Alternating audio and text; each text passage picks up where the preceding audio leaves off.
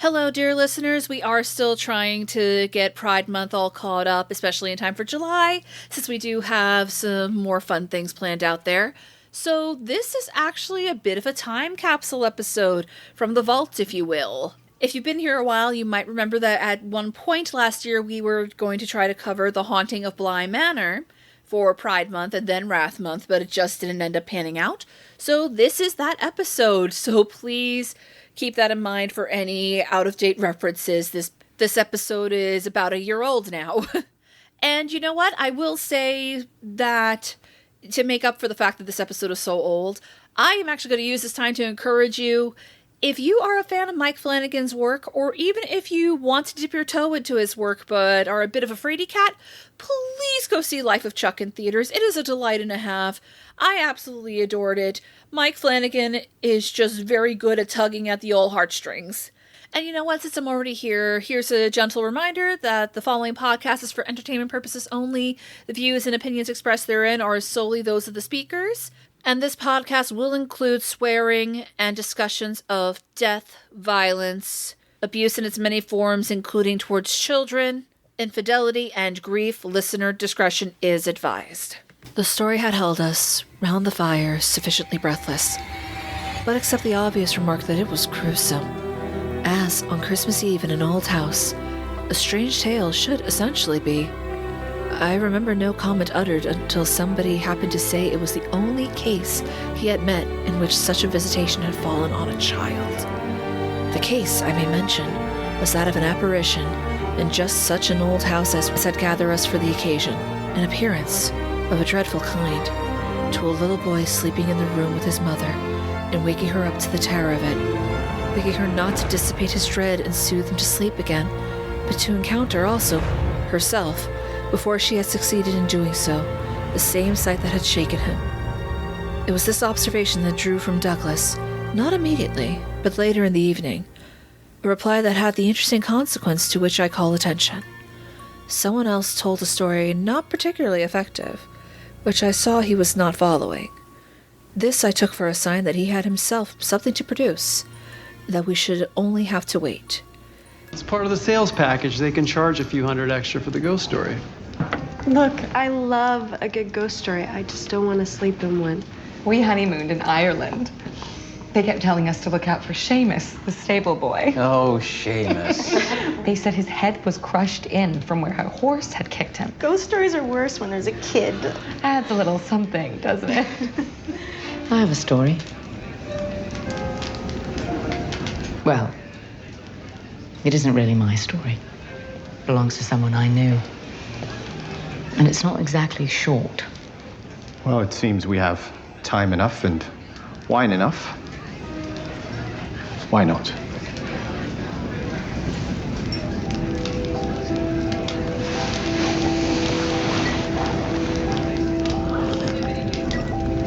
All right, then. Ghost story.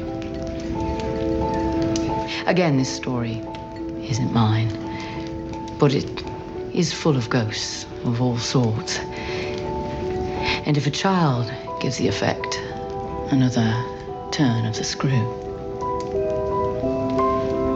what do you say to two?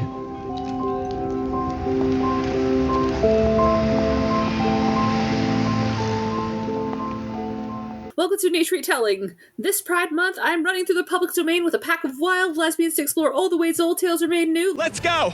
Let's go, lesbians! Let's go! I'm your host, Jasmine Garcia, and joining me today are... My name is Callie, and I am still a wall dweller. Hi, I'm Michelle, generally Mike Flanagan fan and former English major. So yeah, this is exactly your episode. What a perfect introduction for you into the Niche Retelling gang. My dear listeners, brace yourselves. Unfortunately, our Pride Month continues with heartbreak. I promise we have some less heartbreaking entries coming up with The Haunting of Bly Manor, Mike Flanagan's reimagining of The Turn of the Screw by Henry James. That, of course, also includes references to some of Henry James's other works. Really, we should have seen how he handled the fall of the House of Usher coming. Greetings, I am IER 60, Star Wars Retelling Connections. Point of intersection found. This is a degree 4. Tim Beckman plays Captain Antilles in Rogue One. Uncredited amendment found. Nick Preston plays an uncredited dressmaker in The Haunting of Bly Manor and played Recon Soldier B in Andor. Before we get into the crying, however, what is everyone's connections to the works of Henry James? I don't have one. Fair enough. You That I haven't heard know of anything from The Turn of the Screw or anything? Not that I know of. Fair enough. But for me, I had read The Turn of the Screw probably in high school for the first time. I had an anthology that had a bunch of his works in it that I suspect had all of the other works that are looped in to Bly Manor. But it has been genuinely years and years since I opened one of those books. I also remember I've seen some of the adaptations of Turn of the Screw in the past. I know The Others is one that most people have seen at some point. Like the Nicole Kidman movie? I didn't realize. Is that? Oh my god, I would love to cover that someday because I love that movie. I mean, it makes sense if it is. Yeah. Oh, that's cool. Yes, I would definitely love to look into that. And because, while The Turn of the Screw, from my understanding, it's not one of those things that a lot of people have really read. It's not like cooked into things the way some more famous pieces are, but it has been very influential. For example, I'm even seeing on the Wikipedia page now, yep, it was a major inspiration for The Others, so we'll definitely have to look into that someday. That's awesome. Yeah, like, The Innocents is like the most famous one, at least. I would argue Bly Manor might overtake it someday. And it's also just been generally very influential in terms of anybody who's trying to emulate Gothic literature. Like, I know for a fact that Turn of the Screw was partially inspirational for Guillermo del Toro's Crimson Peak, for example. Oh, yes. Another favorite of mine. It makes sense. And also, I will say, it seems like recently there's just been a lot of adaptations of this story for some reason. Like, obviously, we got Bly Manor, got The Turning, which starred Finn Wolfhard. I don't know that one. Yeah, Finn. Finn's a cool actor. He's good. Yeah, no, he's a little shit in this one. I only ever seen a review of it. Spoiler alert, this movie, The Turning, kind of takes the idea that the kids are just fucking with her, basically. I don't like that. That's not a good turn.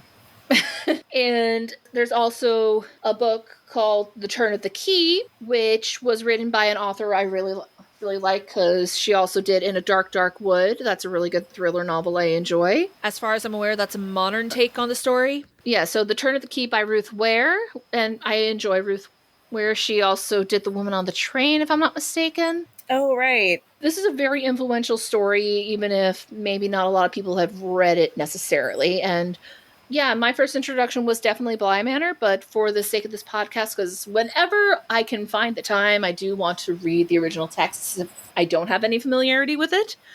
And I listened to the audiobook as read by Emma Thompson last week. That was fantastic. She does a great job with like narrating audiobooks. And this makes for actually a good transition into talking about Bly Manor itself, because Danny Clayton would punch this narrator in the throat. Absolutely. Like, she would punch her originator in the throat.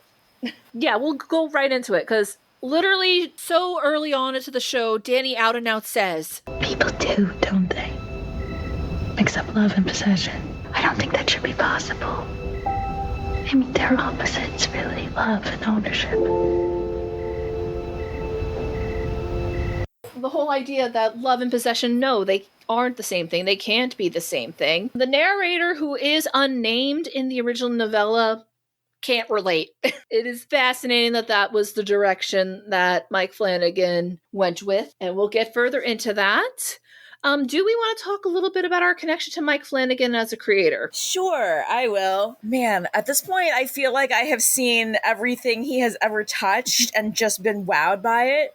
But especially the Netflix adaptations, I feel like this, Hill House, and Midnight Mass, and what's the other one? That's the Christopher Pike novels. Midnight Club? The Midnight Club, yes. All four of those, to me, are just these stunning masterpieces where it's horror on the outside, but you dig just a little bit and they're just these reflections on grief and faith and like humanity that they get me. They just get me every single time. And Callie, I know for a fact that you haven't really delved into his oeuvre before. This is my first. Hi, hello, welcome to the show. He is specifically a horror director for the most part, and you just don't tend to vibe with the genre, at least not until recently. I'm getting better. Oh, nothing wrong with that, I'm just saying. Once again, editor Jasmine here. Turns out he can definitely do stuff besides horror. Again, please go see Life of Chuck. Thoroughly charming. I will say that his approach to horror is, I don't want to say softer, but it's not like, slasher gore. Even the horror movies I've seen, he did Oculus is a really good one. And one of the Ouija movies was him. Yeah, and Dr. Sleep. That was, I think, and Dr. Sleep. Oh, Dr. Sleep. So good. But they're not usually outright, like, they're not the, the torture porn, the Saw type of horror. They're a more, slow, haunting, creepy horror. Gore doesn't bother me. See, I'm the opposite. I can't watch the really gory stuff, so I have to go with, the ghost stories are my comfort watch. Just give me ghosts. I understand. I don't like jump scares. That's my problem.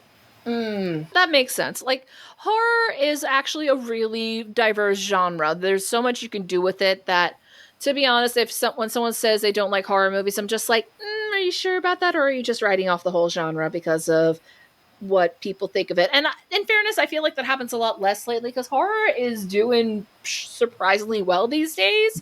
It's kind of the only genre that's creating, like, new shit these days.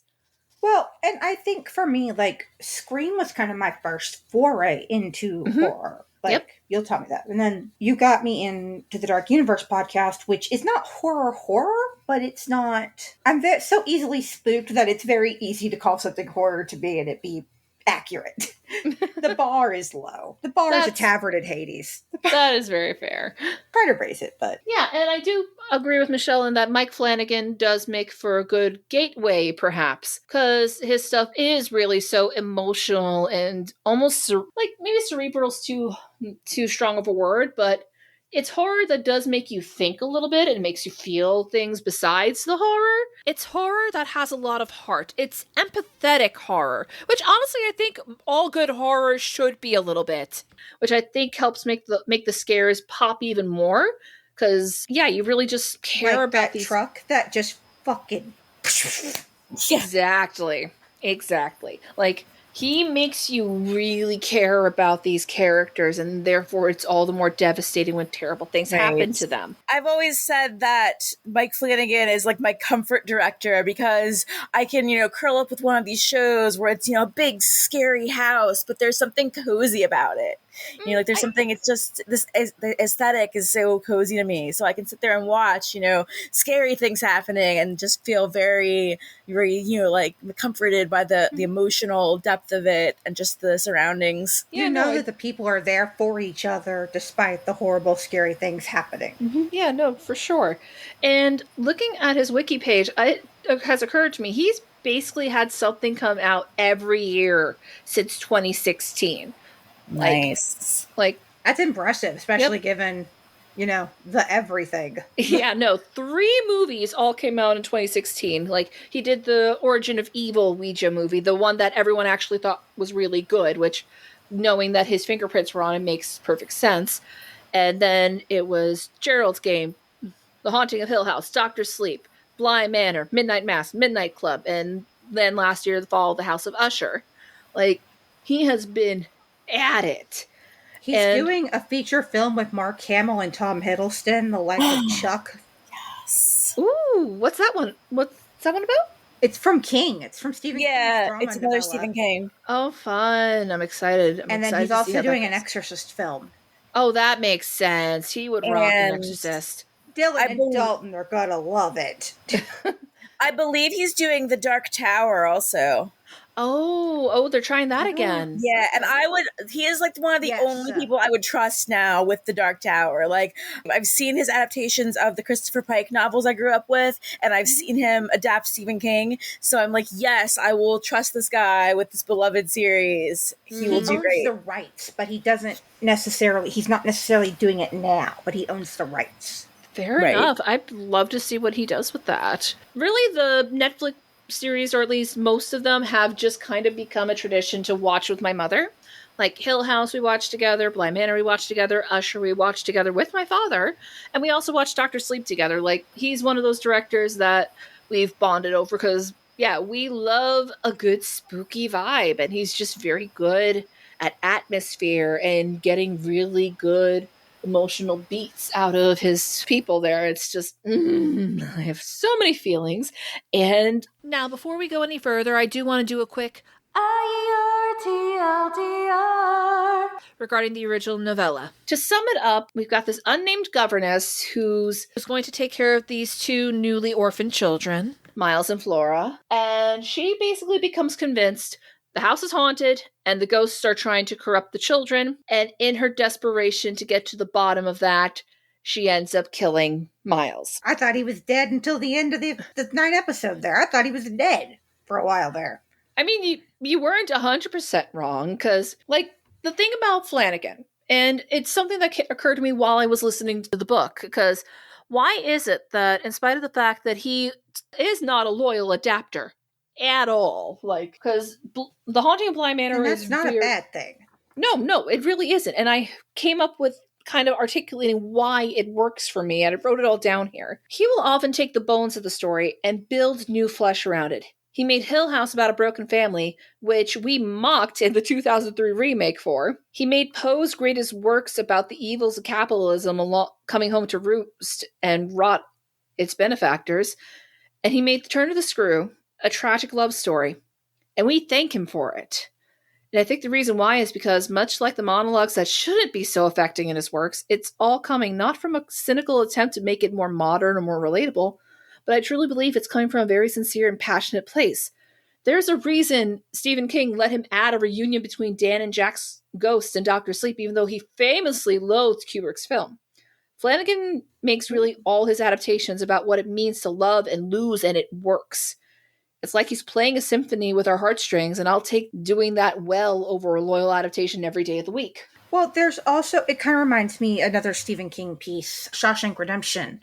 Mm-hmm. Originally, it ends with, and don't ask me what the characters' names are, I've never seen the movie, I just saw a little Facebook short video about it, but it doesn't originally end with them, the two prisoners reuniting. Okay. But for once, the Hollywood executives got something right, and they said, we need a relief. We need a happy ending from all of the bullshit we have been put through for the last 3 hours. You have to have them reunite. And it worked. They changed that ending of Stephen King's novel, and it worked. It wasn't loyal, but it made it worthwhile. I could definitely see that, for sure. Right. And I think the reason that his adaptations work, for me, better than, like, honestly, if you're going to take something and read it now, like reading The Turn of the Screw now, from, the distance, it doesn't have the emotional effect on me. Just, Mm-hmm. I don't care. I don't care about this housekeeper. I don't care about these children. So if you're going to make it something that I can care about, there has to be an emotional center. And Flanagan is really good at finding that with the bones of the original tale still intact. For sure. Like, the governess, I'm sorry, for most of the story, I was just like, okay, you are making a lot of leaps in logic here, lady.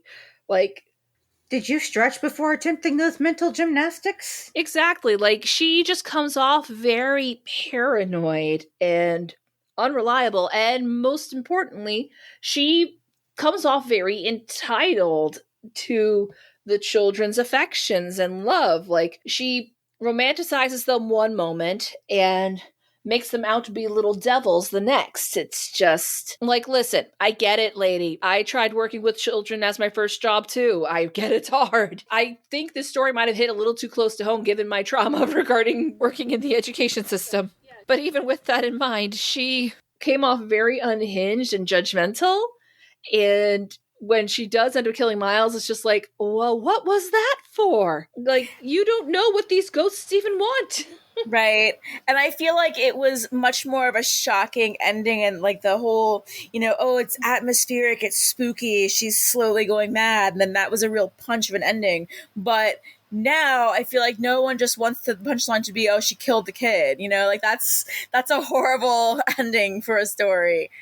No one wants to sign up to see that as like the gotcha moment. Or at the very least, that can't be all there is at the end. Yeah. Like, because we don't know what happens after that. Other than the fact that we know that somebody who apparently loved her is telling the story, which is one way in which, as we find out, Bly Manor does adapt it and does it beautifully. And, oh, of course her name is Jamie, because Henry James. Oh, I get it. Oh, that's clever. That's clever. It's cute. Also in the novella, there is a housekeeper also by the name of Gross. This is Mrs. Gross. To be honest, in my view, she comes off as a bit of a dumbass, which Hannah would never. Hannah Gross is a queen. Who the fuck is this bitch? But yeah, let's get started on the show itself now that I've gotten most of my adaptational feels out of the way. I think for me, like, my biggest gripe is it started really slow. Like, I think it was a pacing problem for me with the first 2 episodes. Once it got into it, once it found a rhythm in episode 3, I really enjoyed it.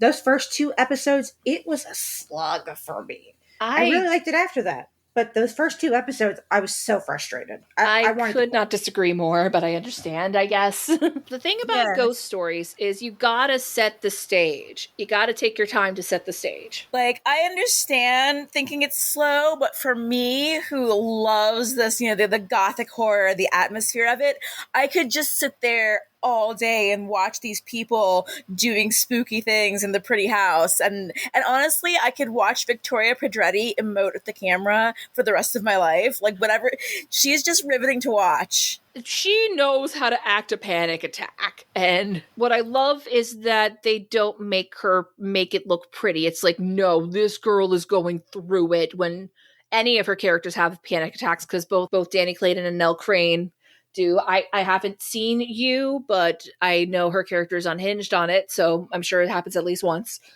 She is just fascinating to watch. It's just a personal thing, maybe. Like, and maybe it's just because I'm not used to the genre yet. Like, I'm like, because it was 9 hours. Like, I was like, okay, we got 9 hours. Well, yeah, and that means you have like 3 movies worth of time to kind of get to know the environment and these characters, So why shouldn't they take their time? No, and that's fair. And like I said, I admitted I was wrong later. It was just, I still feel like the pacing was a little slow, but not as bad as I originally thought it was. Yeah, I think on rewatch, it holds up because there are more things that you can notice because you know what's happening. So you can sit back and be like, oh, I see this. That's what I've noticed. His shows usually have rewatchability where you can pick up details and occasionally background ghosts in Hill House. Yeah, like you can see background ghosts in almost all of his stuff because he's trying to reward the eagle-eyed viewer. And also it's just a really good way to further set up the atmosphere, especially for repeat viewers. Which makes sense. That totally makes sense. Like I said, it was just something that was a personal feeling of mine that doesn't make it true, but doesn't make it correct for anyone else. Which is fair. But anyway, we start off at the day before a wedding that we come to realize features characters that we get to know in the flashback in the framing device. Since they're kind of staying at a kind of spooky place, they start...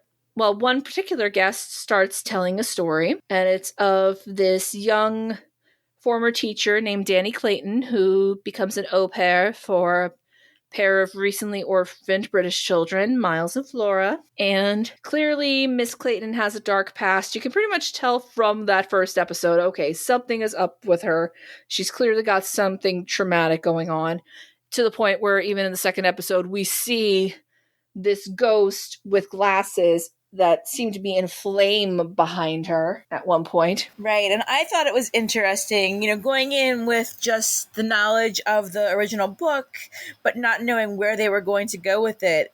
I was sitting here thinking, okay, is she, insane? Is she haunted? Are the kids evil? Is the house just haunted? What's the problem? Is it all of the above? And so I thought it was an interesting, unfolding a piece at a time for those first 2 episodes.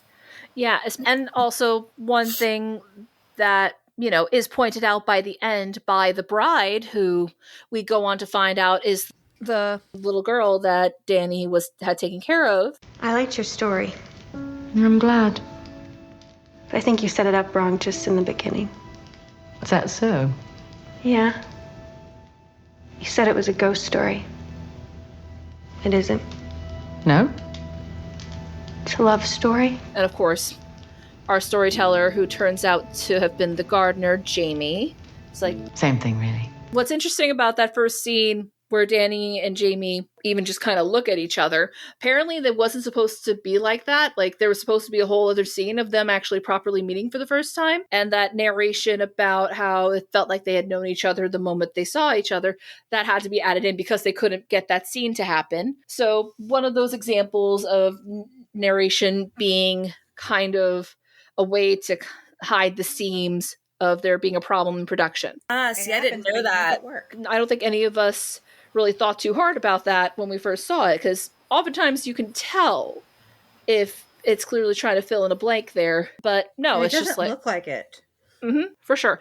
Callie, did you figure out that they were going to be like the main love story in this by then, or when did you first pick up on it? I think like episode 4. Didn't take me too long. So episode 4, wasn't that when they first kissed? No, I think it was 3 then. It was 3. It didn't take me long. Like, it was well before that point then. Yeah, no, because I got vibes pretty early on. And I remember when I first watched it, my mother was slightly surprised. And I was just like, oh, they actually did it. Yay. Yeah, I think the vibes were there early, but I was busy playing Guess Who's Dead because I knew someone was going to be a ghost. So I'm sitting here going, all right, who's actually dead? Oh, did you get it right? I was speculating with too many other people at the time, so I don't remember if I was correct about Hannah or if I was still just, playing the long games. We were all speculating, who's dead. I think what fascinated me most was the explanation for the mud tracks. Yes. Because the kids kept on getting blamed for it, but... And they were like, we didn't fucking do it! And they didn't. And I hope they got an apology. Genuinely hope they got one, because they didn't do it. I mean, I feel like that was the least of their worries by the end. Well, yeah, but... No, it's fair. Yeah, no, it's the principle of the matter. It's a justice thing. I understand completely. But also the kids were trying really hard to cover up what they knew was happening. So, I think some trouble might have been saved if at any point they had come forward and been like, there's a scary lady. She tried. Flora tried that with her mom and uncle, and it did not fucking work. Yeah, because, we don't take it seriously about that sort of thing. And also, at least in this case, while, there's the scary lady, but there was also the ghosts of these 2 figures that they actually cared about, Rebecca Jessel, their former au pair, and Peter Quint, who is indeed a fuckwit. Yes, Peter Quint is indeed a fuckwit, which is very funny because, again, as I was listening to the novella, I was just like, wow, Peter Quint is just catching strays from this governess. Like, it seems like the worst thing he did was dare to be poor and talk to the kid. Like, I know there are some people who read it as an inappropriate relationship, which this show kind of metaphorically leans on, but... Fuckwit. Yes, dear listeners... We did it. We finally found a broken white boy that is too evil for Callie to love. Though I will say, to be fair to Peter Quint, I feel like there is this theme of, this anger and whether it's justified or not. And in case of like Viola, I don't know. I feel like when we got to her episode, I would be mad too. I would be mad enough too to, haunt the whole manor for all eternity. And his anger was... At least in the beginning, I feel like it was fair, like he was this poor guy who was trying his best and just kept getting like shat upon. It's just that when it tipped over into, okay, now you're exploiting children because your life sucks. Not just children, he was also awful to Rebecca. So I wondered how much, because there's a point where he's like, oh, I don't even remember that. I wonder how much the influence of the haunting, because it seemed like he honestly didn't remember. I wondered if that was the house. But that's how the gaslighters get you, Michelle. Maybe. I couldn't tell, especially because when the spell is broken, he seems to flip a switch and he's like, I'm so sorry, Miles. So I do wonder if being there did start to twist people. It's a possibility for sure. It's something that Mike Flanagan has done before. That's what happened with Hill House too. So it's a possibility, but on the other hand, it's so similar to how actual abusive boyfriends tend to act that I could also see it as, no, this is just a case of, because while you're right, Viola was very justified in being angry, but that anger made her kind of abusive to her sister.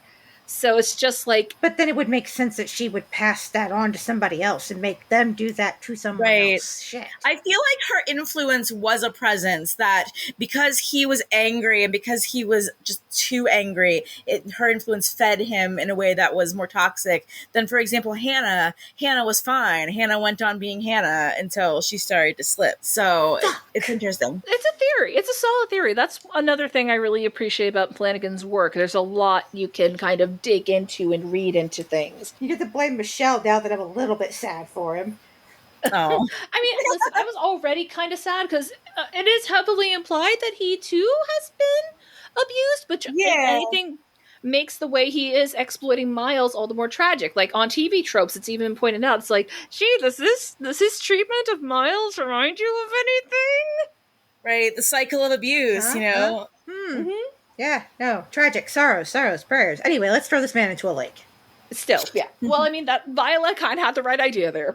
You know, she girl bossed too close to the sun, but it paid off in the end because this man got drowned in a lake. Yeah, there's that, but also all of the other consequences that we will get into. Well, yeah, but, you know, him. Yeah, it is worth pointing out there are other Henry James influences on there besides the turn of the screw. Like, I found a lovely article from tvguide.com. Like, speaking of Viola, like Viola and Perdita's whole storyline, that's the back story for what the fuck is going on with this house, is based off of the romance of certain old clothes. Interestingly enough, apparently the sisters' roles were reversed in terms of like who was who.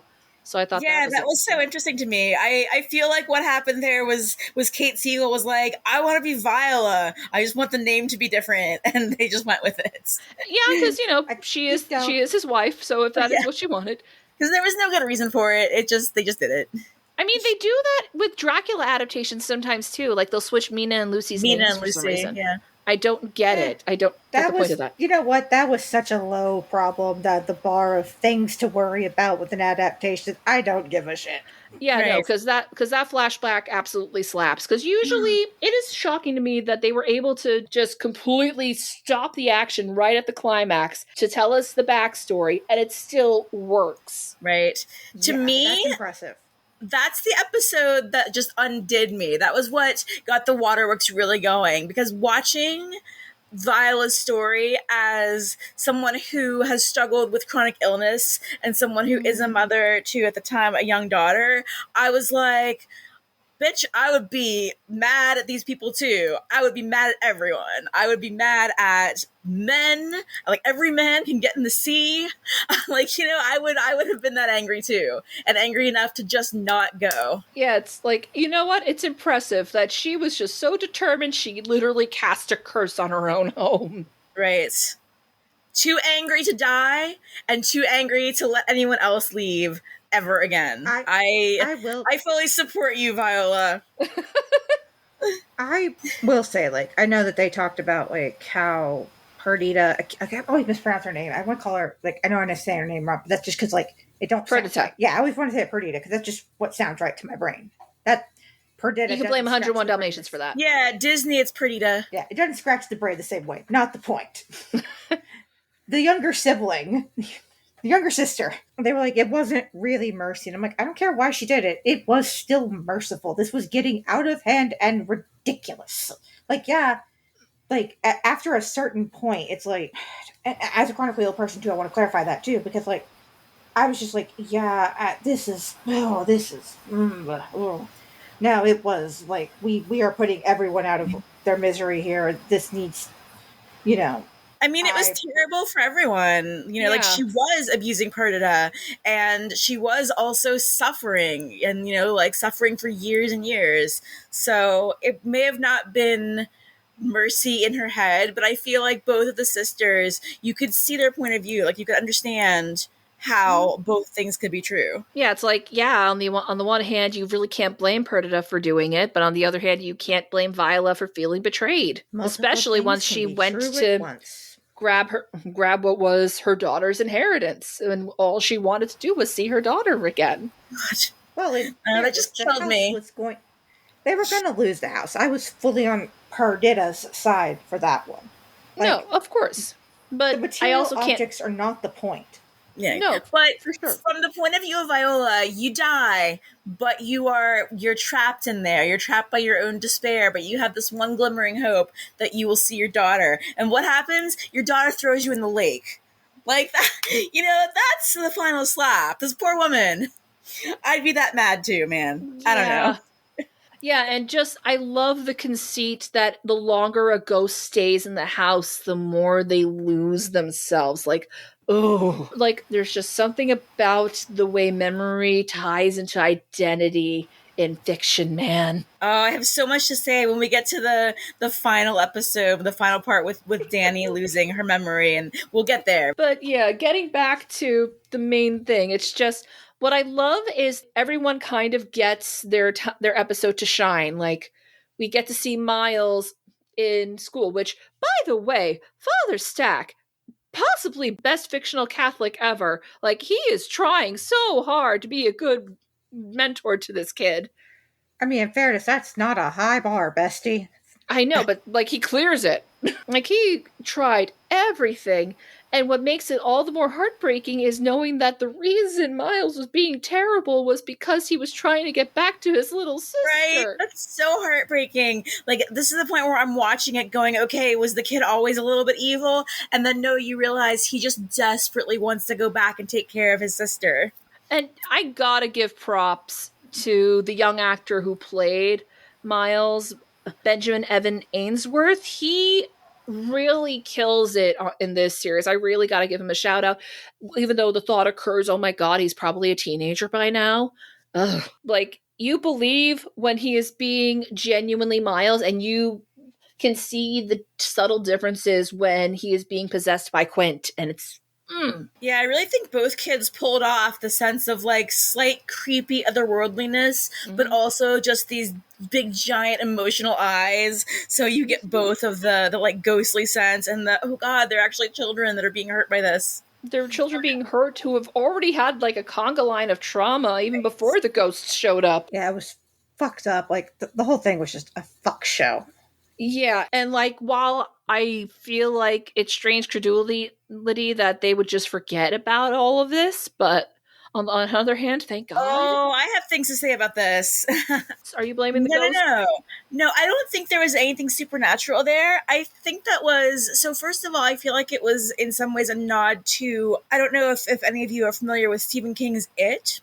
Yes. But in the original novel, as the kids grow up and they go away, they've forgotten this horrible, overbearing trauma. And I feel like it was a nod to that, but also just sort of an echo of how, if you're a kid and you experience something that's really fucked up, but it's your reality for however long, for months or for years, and then you get away from that, you kind of don't realize, you kind of like, until someone on the outside points out, hey, that thing from your childhood, that was really messed up.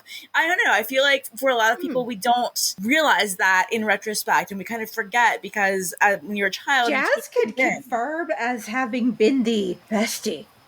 That fucked up person. Right? Yeah, I can. It's processed differently. Children can internalize these things and tuck them away and kind of just continue onward with them and maybe never even realize, until much later, hey, that thing that happened, that was messed up. So, I don't know. I felt like it was kind of a nod to that. Also, I personally, have things that I just fucking don't remember because it was just I know there are things that I'm missing. I don't know what, but I know there are things that I'm missing because it was so rough that I just, like, meh. Like, it's very plausible to me. That didn't even faze me as something that might be weird or unusual. Fair enough. Maybe it's just me. You had a normal childhood, bestie. More or less normal, yeah. Yeah, and just the connection between the siblings is just heart-wrenching. Then the next episode, we get our introduction to Quint and Rebecca's relationship after Rebecca had only been kind of whispered about prior. I'm just gonna strangle this man. Yeah, because with my bare hands. Rebecca was done wrong. If Rebecca and Viola could have merged into one super vengeance being, that would have also been awesome. That would have been awesome. You know? Yeah, no, it's just toxic relationship 101. And the thing about Quint is he espouses all this talk about how, you know, the upper class are bringing us down, and I'm just like, dude, if you were able to climb up, you would upper class like you want. You would pull the ladder up to make sure no one else could climb up, because clearly you were in it for yourself, and your whole locks and keys thing, like, and honestly, the bit before that with story time, that was clearly a Peter Quint thing, and that clearly indicates that he sees himself as a puppet master. And that everyone would be better off if he was the one in control. This fuckwit, but also just, he's got so much audacity. Because, we know that they care about Hannah. And this fuckwit has the audacity to come be like, what's gonna happen when you're old? Well, she's family to them, you fuckwit, because they actually like her. Yeah, no, because we see in the flashbacks that clearly, or at least as far as Flora and Miles' memories are concerned, like, they treated Hannah like family, and as far as Hannah's memories are concerned, they treated her like family. You're staying with us, bestie. Yeah, when her husband, I think, cheated on her or left her or something. Yeah, he cheated on her. Yeah, which is why she was trying so hard to urge Rebecca's, like, he is not the love of your life. He is literally just a guy. Call the Ghostbusters on him. And I think a lot of Peter's, what are they going to do? They're going to throw you away. That's him. That's his own sense of, needing to look out for himself, his projection. Like, what are they going to do to me? I have to look out for myself. I have to steal. I think that was his projection for sure. Oh, for sure. Yeah, because I loved her, like, hand over the fucking necklace, you bastard. Mm-hmm. Give it back, you slimy scum. When he pulled his hand back, I expected to just be oozing with slime from his creep. Yeah, Oliver Jackson Cohen, you are an excellent actor because you can be so lovable in things like Hill House and Emerald City, but then be the biggest bastard in the world in Bly Manor and The Invisible Man, and frankly, you deserve more fame for it. Yes. Yeah, watching Hill House and this back-to-back, I'm like, how can I love him so much in Hill House and just find him so gross in Bly Manor? Acting! Also really good northern accent there. But no, Peter Quint, like many a leftist white man before him, fails to recognize that there are in fact people worse off than him, and he should treat them with respect. And then we get The Way It Came, where we finally figure out what Danny's whole deal is, and oof. Like, I knew that it had something to do with light, but I didn't realize I thought it was fire, not headlights. It did look like fire, didn't it? But yeah, the way that this was her childhood best friend, and she does love him so much. Right. It's just she's not into men, and she tried really hard. Yeah, and it's just the way that he's been romanticizing this idea of them being together since he was 10 years old. Like, yeah, you could easily say that he's being an entitled bastard, but on the other hand, his dreams have kind of been crushed. Right.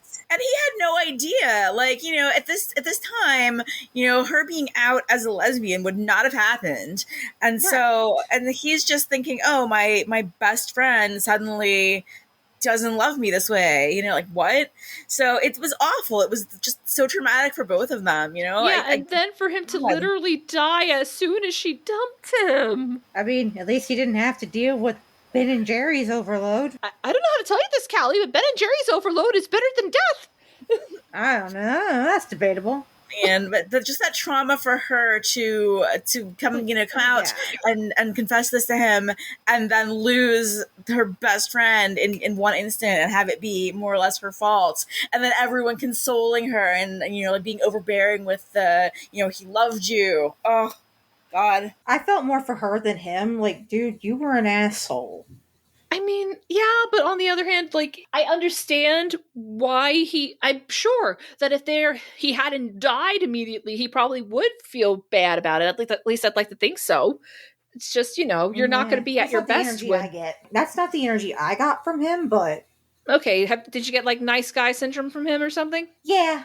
It's possible, but that's the sad thing. We will never know. Yeah, we'll never know. We didn't get enough of him to see. Obviously, we got, their childhood friendship. And so I would like to think that was a true friendship and that he would not have been this way forever. But all we get is a snapshot of the greatest trauma of Danny's life. So we don't really know. There's debates online of whether or not he was really a ghost or if it was just a manifestation of Danny's trauma. Because unlike the other ghosts at Bly, he does go away once she's able to confront it with the bonfire, which the bonfire conceit and the way that it's, all surrounding. Oh my God, we haven't even really talked about Owen yet. The death of Owen's mother. That boy is precious man. Precious soft bean. Boy. Best boy. He can cook. He is a sweetheart. He does silly puns. He is king. I think that's part of why I hated Peter. Because you were comparing him to Owen? Right. Fair. No, he was mean about Owen. That is true, yeah. Like the whole batter thing. It's like, yeah, no, that's totally a euphemism, Peter. You got her there. You're being an idiot. You are. If you projected any harder, it'd be on the moon. Yeah, Owen is a sweetie, and again, one of the most heartbreaking things is that he and Hannah never got to be together for real. There's so much tragic romance in it, and I'm eating it up so good. Yeah, but as far as Edmund goes, it's hard to say whether or not he really is there, or if it's just the manifestation of Danny's trauma. But for what it's worth, he is always kind of popping up whenever she is trying to have a moment with Jamie.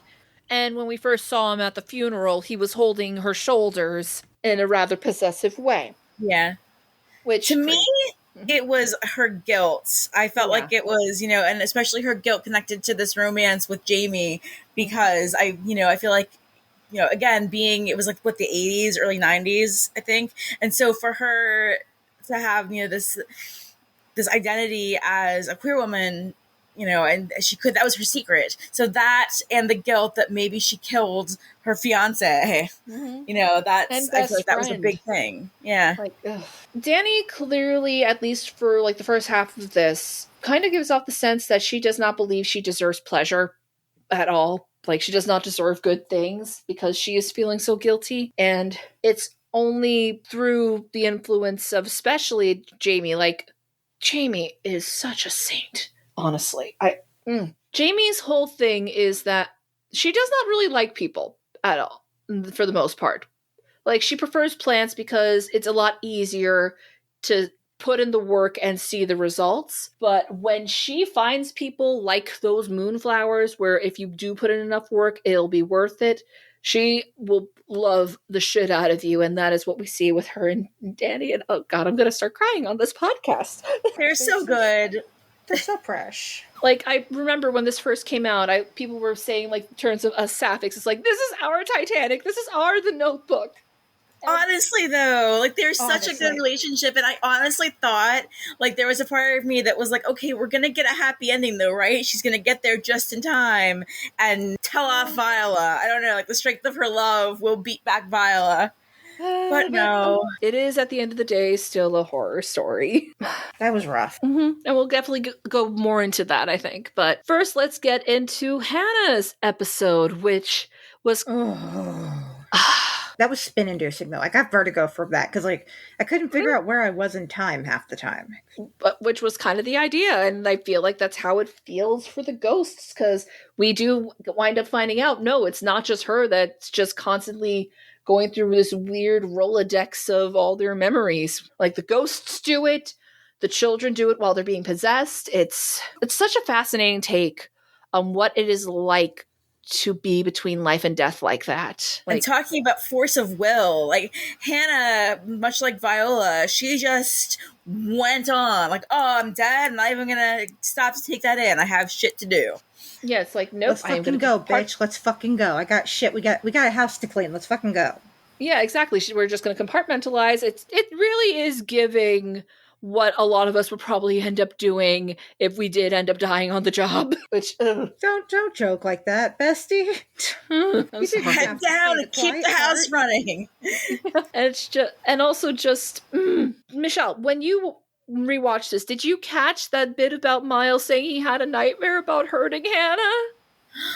Oh, I think I probably did and just didn't write it down. The thing that I caught on rewatch was what had tipped my other friend off in the beginning was Hannah never actually eats or drinks anything until the night around the fire. Yeah. And I don't know why. I think that was when she was starting to realize it. But until then, she never actually eats or drinks. Quint went and possessed Miles and made him kill her, and it's just like, you can tell Miles loves Hannah, and it's so sad. You're the worst. It's just like the way that he keeps on like taking away other people's autonomy to make them do awful things, like with Miles and Rebecca. It's like, bad enough that you're making her drown, but you don't even stick around at least so she doesn't have to feel it. I know, that was the worst, where he leaves her. And you contrast that with Rebecca at the end where she tells Flora, I'll feel it for you. Exactly, because Rebecca is a lovely human being who would never hurt the kids. Because Rebecca's not the worst. Like, and it's never really explained, why on earth would you do that? Because he's a coward. In the end, he didn't want to be alone, but he also didn't want to suffer the pain of dying again. He was a coward, so he took her life away and then left her. Jeez. Just That's why I'm gonna throw him in the lake. Yes, understandable. Oh, God. This show, I love this show so much. But it's worth noting that Hannah's episode's called The Altar of the Dead, which is, all the episodes are titles from Henry James, but not all of them are, actively based on any of them. But this one does take a lot more from it than average, though less so than, The Romance of Certain Old Clothes or The Beast in the Jungle, which we will get into. But yeah, and then episode 6, that's when we find out that Henry, the kid's uncle, was having an affair with his brother's wife, and Flora is actually his baby. What a douchebag. And I felt like that was just kind of out of nowhere, honestly. It's like, oh, let's just pile some more trauma on this family. Let's give the kids something else to be messed up about. We need a meme for the Tumblr, Jazz, where it's the car meme. This family can fit so much trauma. Yes. It really can. It's insane. It's the one thing that it does contribute to the story is that it explains why the parents were going to India. And so, on top of the fact that his brother pretty much disowns him the last time they see each other, and the woman that I do believe he did love says, I am going to try to make this work. That was the last he saw of any of them. And so now he's got that to just kind of deal with. And unfortunately, in the theme of hurting other people, in this case, he's kind of abandoned his daughter and his nephew because of the grief. And we see his kind of doppelganger that's kind of a representation of the worst of him. And that does come directly from a Henry James story as well. I thought that was really cool. It was just I thought that was a really cool, interesting thing that they did, where it was the worst parts of him reminding him of how awful he was and trying to make him better. I don't know if he was trying to make him better, but I think he was just taunting him because he did. Subconscious. It was his subconscious, trying to. I think it was, his grief, his guilt. He's getting drunk and he's basically having this conversation with himself, oh, you're the worst, you suck. And I think it kind of echoes Danny's guilt. These things that you do are weighing on you as this haunting, as this physical almost presence. Mm-hmm. What's so fascinating about that is that Danny never hurts anyone from her own pain. She works really, really hard to be a good person. Honestly, R.I.P. Danny Clayton, you would have loved the gentle parenting movement. There were moments when I was watching this, I was like, oh, you are handling this in a really constructive way when it comes to the kids, being little shits sometimes. Actually showing them the consequences of their actions. Okay, you made a mess, you're going to clean that up. You're going to help with the garden and stuff. And then also being like, listen, I get how you feel. I was kind of an orphan too, in a way. Like, she's just such a beautiful soul. And it makes the ending all the more tragic. Like, of course, Jamie could never move on from her. How could anyone? I thought it was really interesting, the way things were handled. Like, it all kind of starts to make things click the further you go back as you watch. Oh, yeah. And this does reward rewatching. I was so scared this wasn't going to hold up. And if anything, it holds up even better.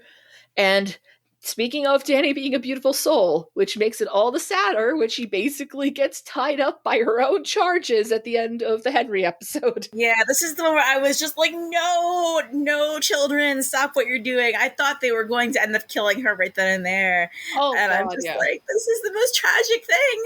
And it's like, the thing is, with the kids, like, because for the most part, they are aware of their being possessed. They're just so happy to have Rebecca and Peter back. Like, they keep on saying how they've realized dead doesn't mean gone. And, when you've dealt with as much trauma as these kids have, of course you're going to want to help your old friends who are dead and coming to you. Of course you're going to be kind of happy that when you're being possessed, you're going back into these memories of your parents who you loved and lost. And, they're just kids. Yeah, they couldn't keep their parents, but they can keep Peter and Rebecca. So, I get it. I get why they're willing to go so far and to, hide all of that. Mm-hmm. And in fairness, it's not like they know the full ramifications because they were 6 and 8. They are not responsible for the bullshit that Peter puts them through. Especially since he keeps on calling it a game, which, again, boy, does this remind you of anything?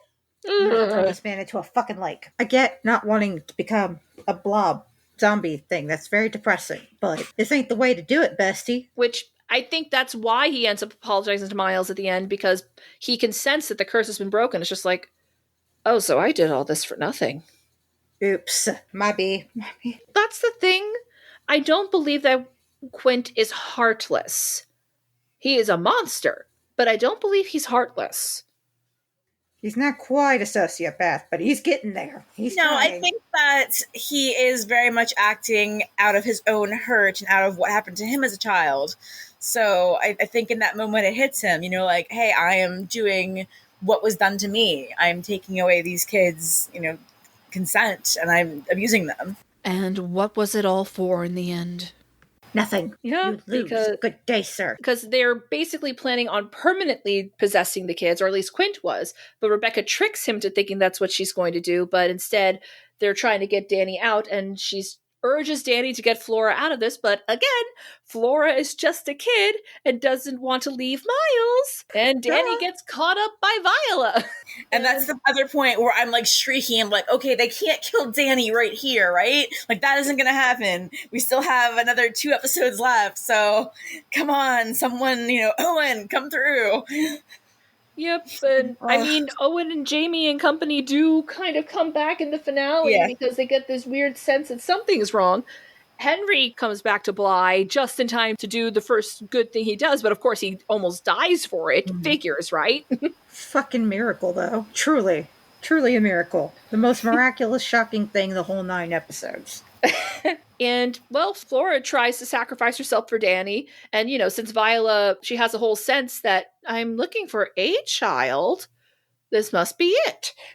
And almost walks her into the lake. And Danny essentially says the magic words to get possessed by Viola. It's you! It's me! It's us!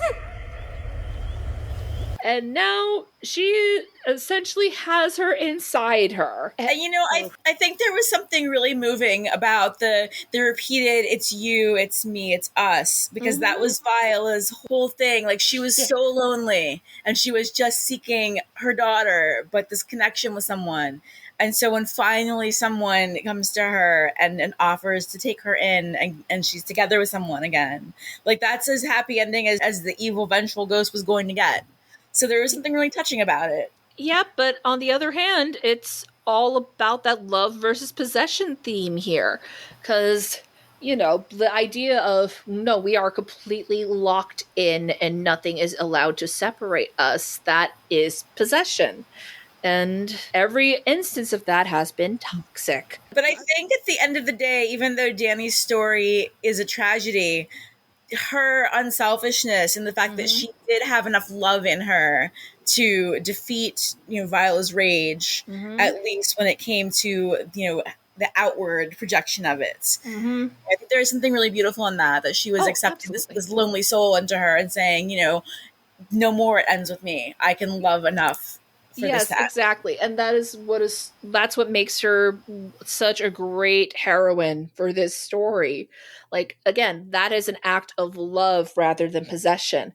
Like, I don't care what happens to me in this. I just need this little girl to be safe, which is exactly what the governess in the original story claimed. But at the end of the day, she ends up killing one of her charges instead of saving them. Then we get to the last episode, the Beast in the Jungle, which this is one of the ones that is pretty much a straight up adaptation of one of James's stories. Let me pull it up. So in the novella, it's the tale of James Marcher, a man who believes he is destined for a spectacular, catastrophic fate. And in waiting for his fate to come to fruition, Marcher allows life to pass him by, including never letting himself love his faithful companion May, since he doesn't want to subject anyone to his impending doom.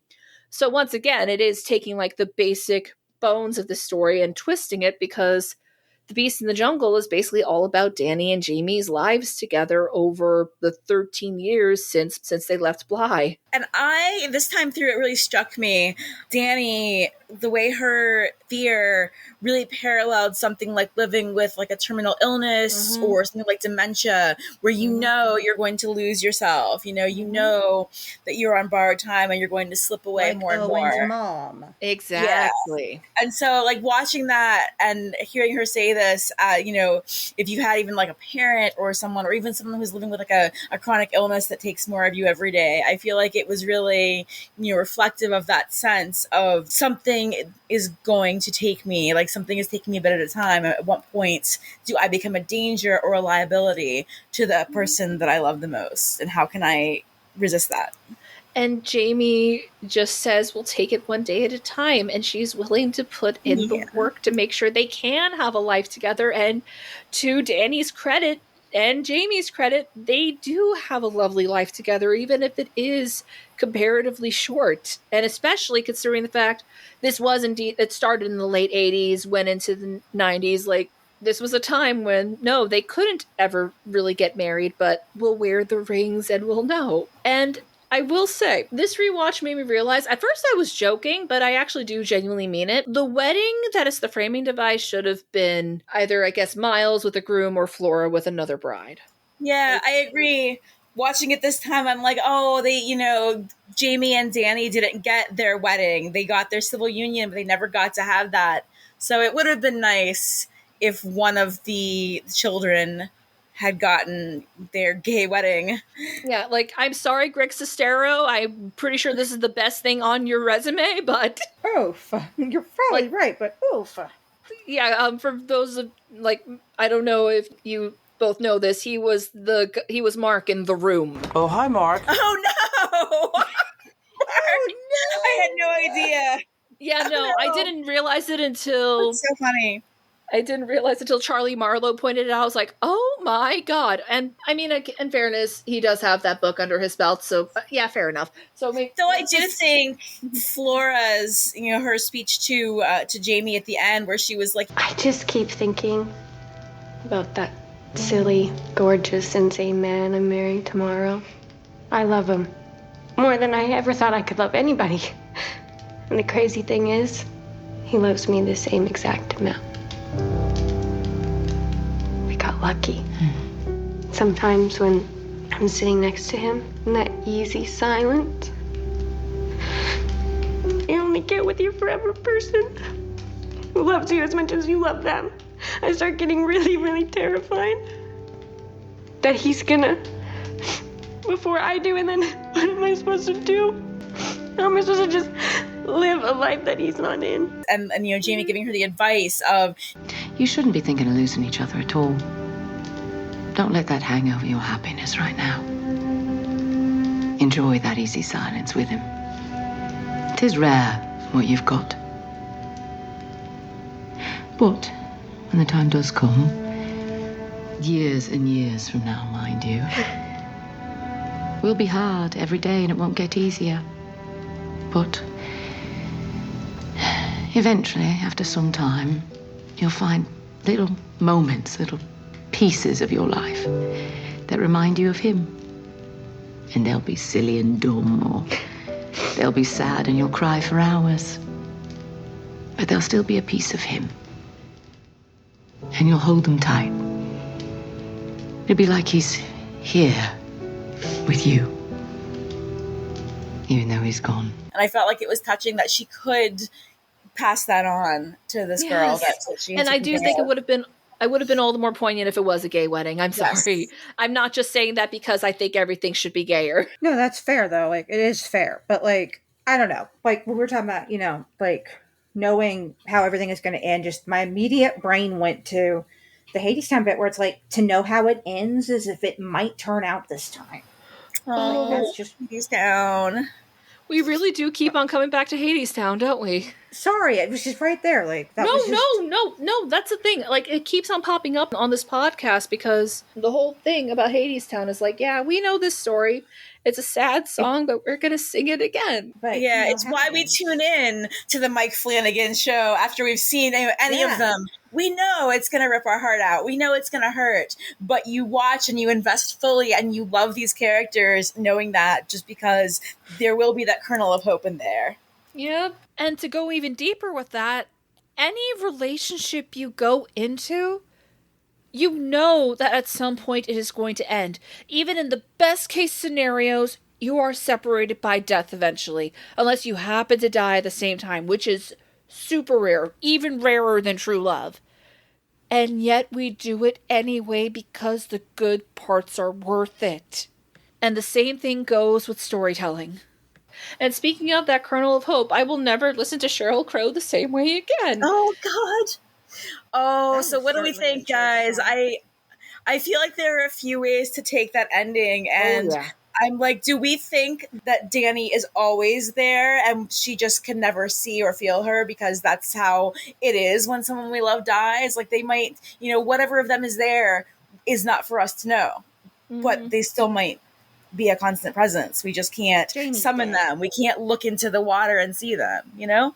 Jamie's dead. Or that, are they finally reuniting in death? Maybe. She got her lady of the lake. That could be it. I will say that apparently the wedding portions do take place in like 2007. So, I mean, so at most, in spite of the fact that she is going gray, Jamie is like maybe in her 50s at most. Yeah. I didn't get the sense that she was dying. I got the sense that either the curse was lifted enough that Danny could be there in some form, or just that she had always been there, but there was not a way to summon her. Like, you couldn't magically look into the lake and find her anymore, but she was still there. I don't know. I just know, like, I think that I like to hope that Jamie does on some level know she's there somehow, and that's why she's still looking in the water. Like, I don't know. But yeah, Callie, since you were our first time viewer, did you get the true identities of everybody at the wedding before the last episode, or No, not really, no. So how'd you feel? I liked it. I thought it was a really nice touch. I thought it was really beautiful.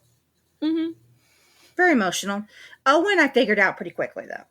Fair enough, because he had his whole speech about how, yeah, you're crazy for trying to be together because you're eventually going to have to watch someone die. And well, no, it was like the snark, like it was just the same kind of humor, the character. You could like. Fair. Like, the character just matched up too well for me. That is true. By the way, the girl who played older Flora was Renesmee in Twilight. Was one of the Renesmees. She was no way. You are not. That is not rigatoni. That is not rigatoni. No. Yeah, no. That is not ravioli. Mackenzie Foy played the younger version, and this actress played like the older version that we see in Visions, apparently. Oh my god. Yeah. So you got Renesmee and oh hi Mark getting married. That's so funny. I felt like it's Rice-A-Roni getting married. Yeah, I felt like we and needed not this. To Jacob. I felt like we needed this. I hope you all appreciated my little rat memes there. Oh, for sure. My sewer memes. Yes. The sewer people know. But yeah, like God, this show, what can we really even still say about it at this point? I don't know if there is anything else, like, for real.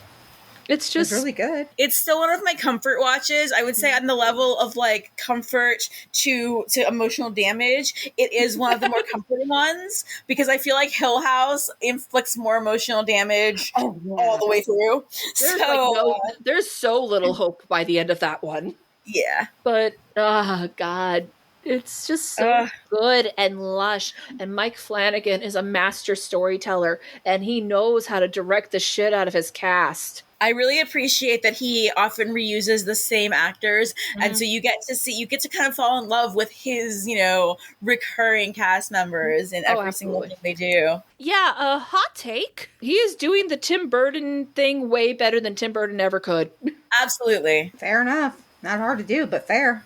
I mean, I'm still kind of excited for Beetlejuice. I have a soft spot for Tim Burton, but I kind of know what I'm getting in a way that is not always positive. Yeah. Whereas when I tune to Mike Flanagan, I don't know what these characters are going to be this time around. He can surprise me. Editor Jasmine here. I really did end up enjoying Beetlejuice. I'm not going to say it's a masterpiece, but it's a very fun Halloween-y piece, and that wedding scene is hilarious. So, who knows? Maybe this is a sign that we're getting a return to form for Burton. I am still mad at him for what he said about race representation, but So why does the turn of the screw endure?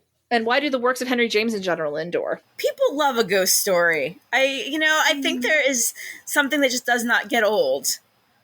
And if you have a really cool setup for a ghost story, you can plug any version of it in and have it work. Like, there's clearly a market. There's clearly a craving for this kind of ghost story because I think deep down we do want to believe ghosts exist because that means that those we've loved and lost may be still there. But on the other hand, it is also kind of existentially terrifying because not all ghosts will have good intent because not all people have good intent. And correct. That's kind of Casper. Yeah, they can't all be Casper. I gotta say, like, reading this article about all the other Henry James references does make me kind of want to give more of his work a try. I know I kind of clowned on The Turn of the Screw because I think the main character, again, makes a lot of leaps in logic that are not fair, and it just made me love Danny Clayton even more for being the genuinely loving and selfless person who genuinely would do anything for her charges instead of just trying to control them. It makes it all the sadder that Flora and Miles don't really remember her. Though, I think there is something poetic there about they don't remember her,